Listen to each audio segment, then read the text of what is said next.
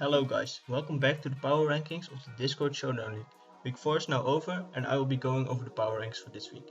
Like always, keep in mind that these Power Ranks are totally opinionated, they are my own opinion, and if you don't agree with me, feel free to discuss with me in the comment section down below.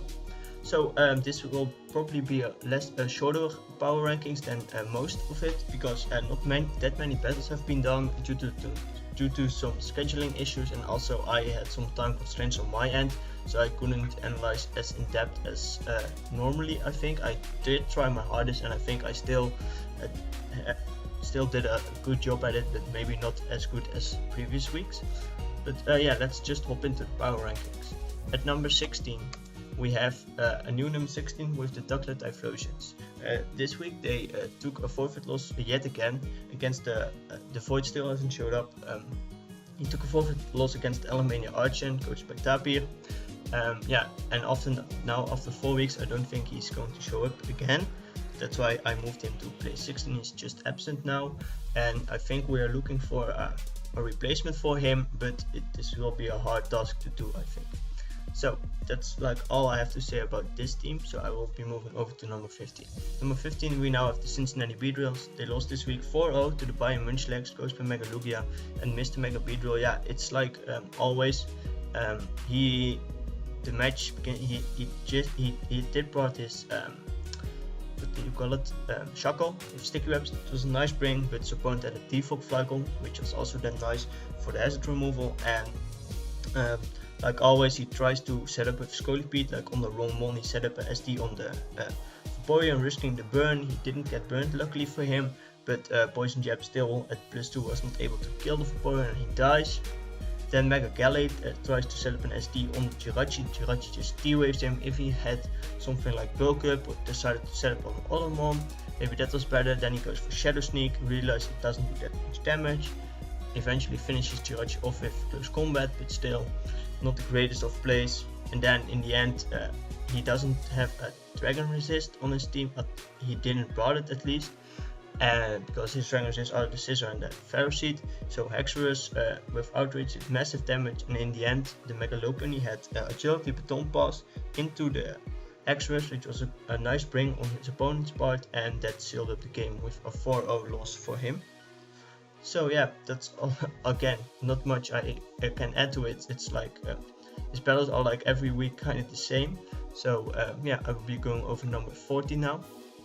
At number 14 we have the Minnesota Nidokings. They have now fall down 2 places.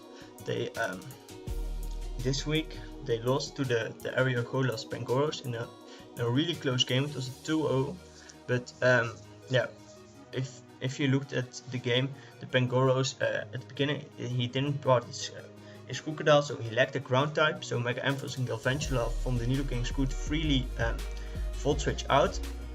So that was nice for Potako.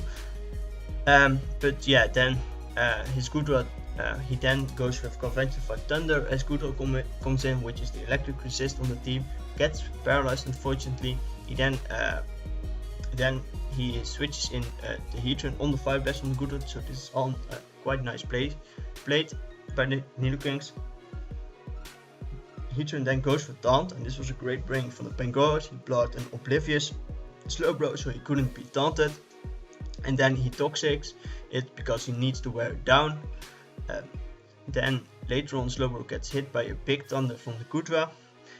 He reveals the disable, which was a nice bring for him, so he could disable the Thunder, but the problem was he then recovers up, but then he gets a Draco to the face, which meant he still needs to recover up back again. Then the Pangoro can come in for free. Then it 3-shots the Mega Ampharos. This was kind of huge because it went for knockoff and then 2 Drain Punches, and the last Drain Punch was a crit, and this may have been normally a roll. Going off the damage the first one did, and I think it was not a roll in his favor if it was a roll at all, and if he wouldn't have get it, then the Ampharos could have rested back up again, whittled the Pangoro down because it was a life up one. So that was unfortunate. Then sometime again there's a bit of unfortunate hacks going on for his opponent, because the Kudra is then paralyzed twice on the Slowbro, and he can't repeat the same process as before, like Thunder, then into Draco, then into Pangoro. But yeah, then we are nearing the end of the game. Skarmory then is able to kill off the Lucia, but then he dodged a Thunder from the Galvantula, which is nice, but he doesn't go for the Brave Bird, which he revealed to head, but he decided to roost up. In my mind, this was not a good play. He should have just Brave Birded for damage, because yeah, Thunder would always kill you, so why even try to roost up? Then the next one takes out the Skarmory, so he still hasn't accomplished anything even by dodging.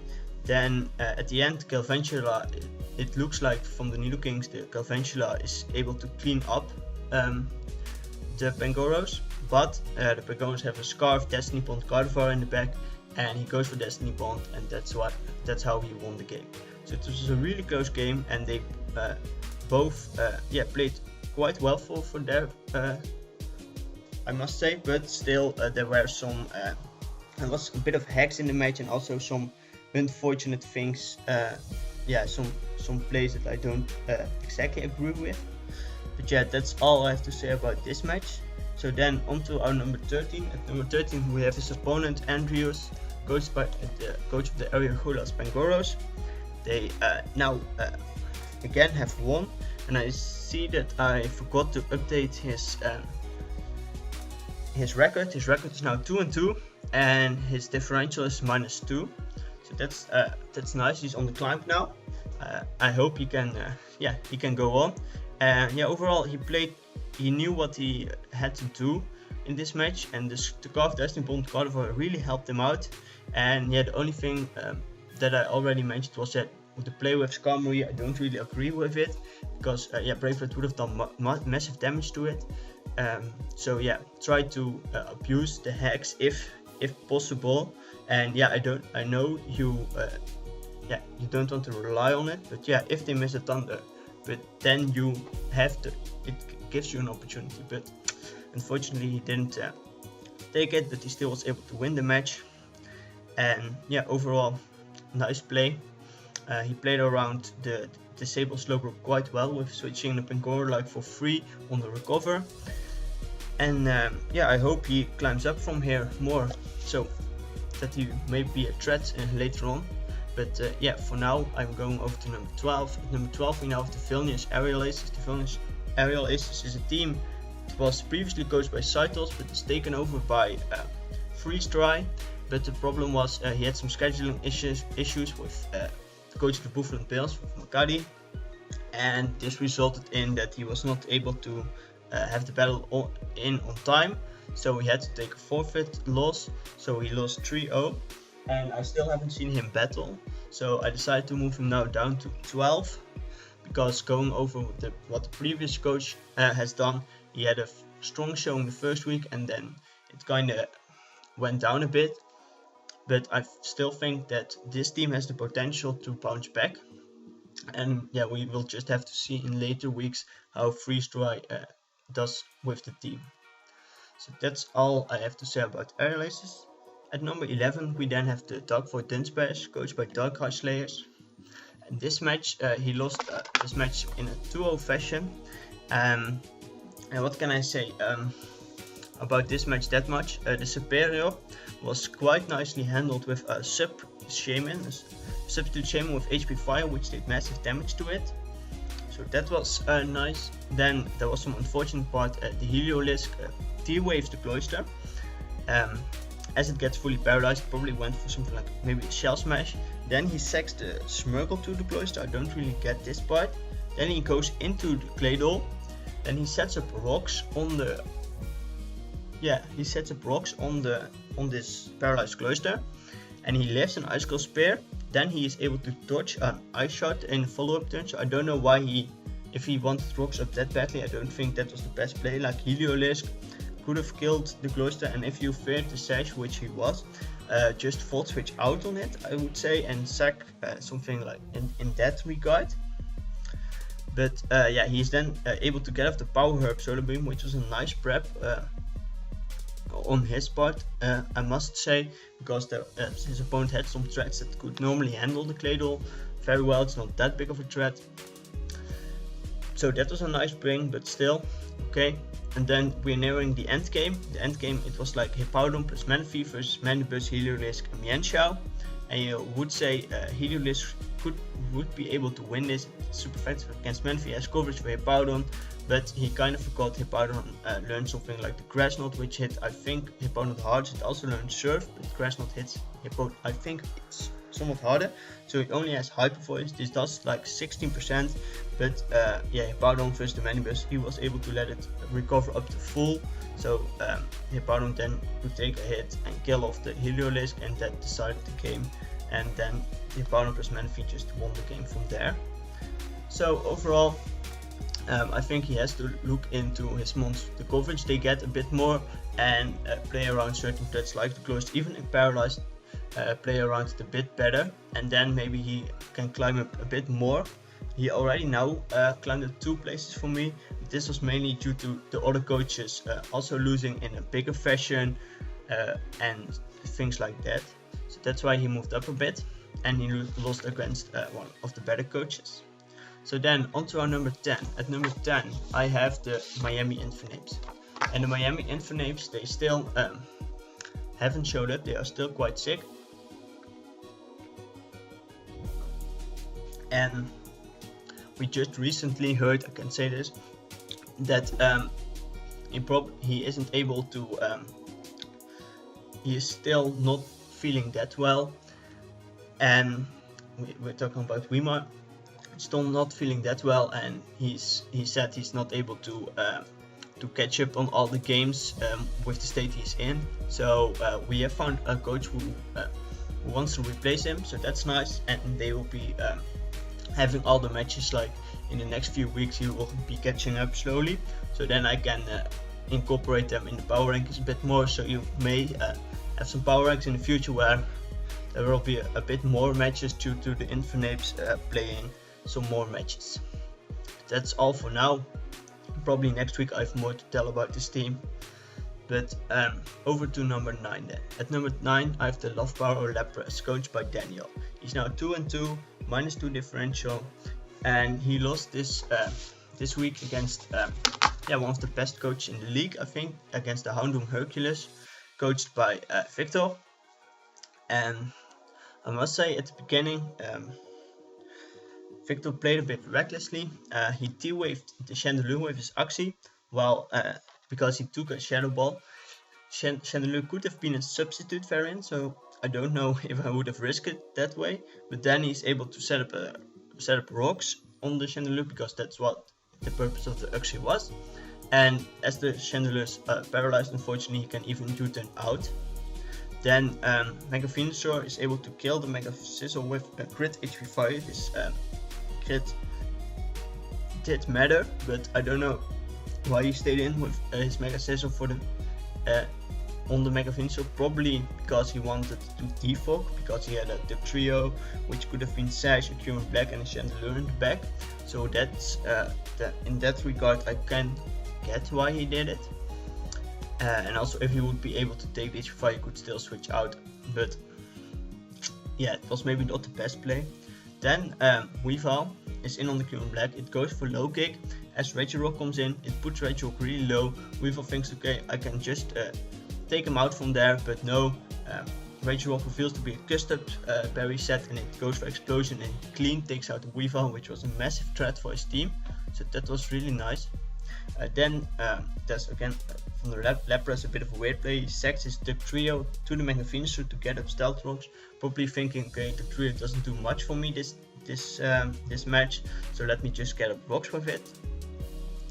And then Wobbuffet is able to take out the Chandelure, a massive threat still for his team, because it has Destiny Bond. Chandelure is paralyzed, so it outspeeds, goes for Destiny Bond, and Chandelure takes it out, takes Wobbuffet with it. Then only Jolteon is left, and yeah, Jolteon is just walled to death by Mega Venusaur, which can just Giga Drain and Synthesis on it and just slowly take it out.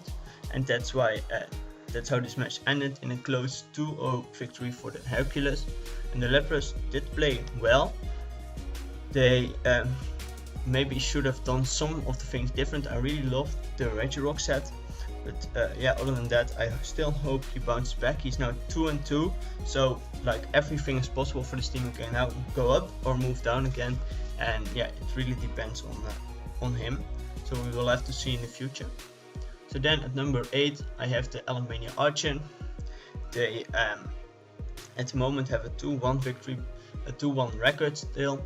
They had a forfeit win this week, and yeah, it was like these few teams from like I think 5 to 8. It was like, how do I put them in order?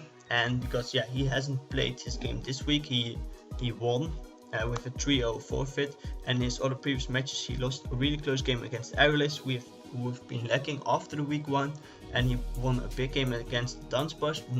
That's not the best team, so that's why I decided to put him at number 8 and some of the other teams a bit higher as him, while still also having 1 or maybe even 2 losses. So yeah, that's my reasoning, and not much to say about his match this week because it didn't happen. And number 7 we have the Helsinki Heliolisk. They also moved down 2 places, like a bit for the same reason. He would have played the Infernapes this week, but as I said, they still haven't got better. They are now replaced, but the match hasn't taken place at the moment. So I put him now at number 7 because yeah, his wins were against the Typhlosions, a forfeit against the Needle Kings, and then he lost a close game to the Grambles.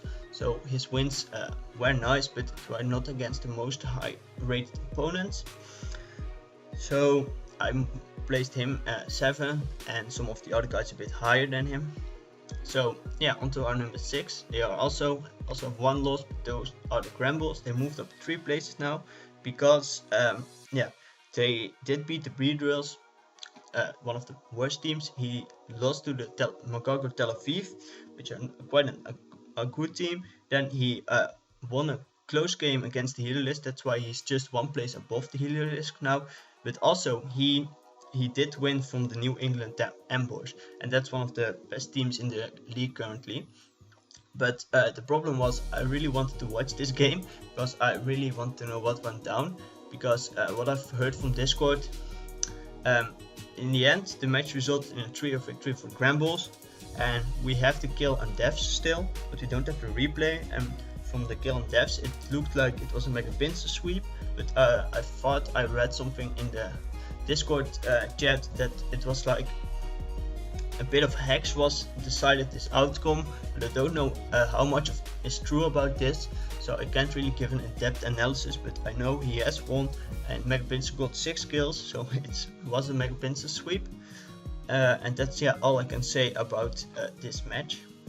So on to our number 5. Our number 5 is also a guy that's 3-1 and also has but he has won against some he has won against the Grambles. That's why he's just above the Grambles. That's Magargo Tel Aviv. They are now 3-1. They have lost their first week against the Bayern Münchlegs, which is one of the best teams, and then won against the Grambles. The Typhlosions took a forfeit, and then now against the Danspars. So, and yeah, in his match against the Danspars, I think he played a nice game. The substitute shaming was really nice for the Superior. The Cloister just still, even paralyzed, put in a lot of work, and with keeping his opponent healthy, he was able to take on the end game really well. And he had U-turn on Menifee, I think, because if he expected the Heliolisk to come in, he could just U-turn, grab some momentum on it. So that was a nice break for him, and that's why he's now number 5 for me. And then we are moving to our top 4, and our top 4, at number 4 we still have the Buffalo Bills. They have moved up or down. This week they took a forfeit win against the Vilnius Aerial Aces. Don't have to say much about it. Then over to number 3. At number 3 we still have the Bayern Münchlegs. They had a big win this week against a 4-0, but it was against the Beatles, not one of the best teams in this league. So that's why I decided to keep them at number 3.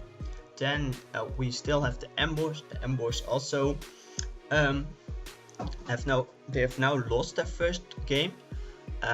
But yeah, as I mentioned, I don't know how this game went down exactly. And other than that, he still has beaten the Buffalo Bills, and he is one game short of the rest because he hasn't played Inflames yet. And he also beat the Dunsparce, so that's why I decided to keep him just at number 2, because I didn't really know how big or how small his loss was. And then this also means that we still have the same number 1, and the number 1 is still the Houndoom Hercules. He has played all his 4 games, and he has won all 4 of them. He won this game against the Love Power Lepras, and yeah, he played well this game, like always. He knew Weavile and Latios were big threats to his opponent's team. Weavile went down to Regirock. He couldn't expect this. This was just great prep on his opponent's part. The Wobbuffet was a nice bring to trap some annoying mons for like the Latios of the Weavile his opponent had. With the Oxy, as I mentioned, it was a bit risky to T-Wave turn 1 against the Chandelure, but on the other hand, Chandelure most of the time is choiced, but still. Yeah, and other than that, he played the game really well and just was able to pull out a 2-0 victory. So then this wraps up the power rankings, kinda, but one thing I kind of forgot to mention is there were some transactions this week, and I forgot to put them in this PowerPoint. But the Chicago Grambles, they dropped Mashbrit, picked up Electros, dropped SPN, picked up Klefki, and dropped Lantern and picked up Musharna. So the Grambles, I will go to this team, and what it does for his team is he dropped some of his clerics, but Musharna is still a cleric for him. Musharna is also a bit more bulk for his team. It has reliable recovery, which is nice. I think it has even Wish. He loses with Espen, he loses a Magic Bound and Lead User, so he now relies on Tentacruel and Salamence for hazard removal, but that was still most of the time the case. Klefki is kind of nice mon for his team. He was able to get the Klefki because he still had some points left on the board. And with Klefki, he gets a really great spike user, which really benefits a team with a Mega Pinsir and Entei, and it also gives him a Fairy and Steel type, another Steel type and Fairy type which he didn't have. And Electros gave him, if you compare it to like the Lantern, it gives him more of a nice AV user and like a nice pivot and a levitate user. If you then look at his type distributions, he previously only had one dragon resisting Cobalion. Klefki now is an immunity to it, which is nice, and he also had only one dark resisting Cobalion, and Klefki also resists dark. So that's really nice for his team. I think these trades really benefited his team, and I will be looking forward to what he will do with this team. So this was it for now. I hope next week I will be back with even more in-depth analysis, and I also hope that there will be more battles done, so I have more things to go over. But for now, that's it, guys. So yeah, thanks for your attention, and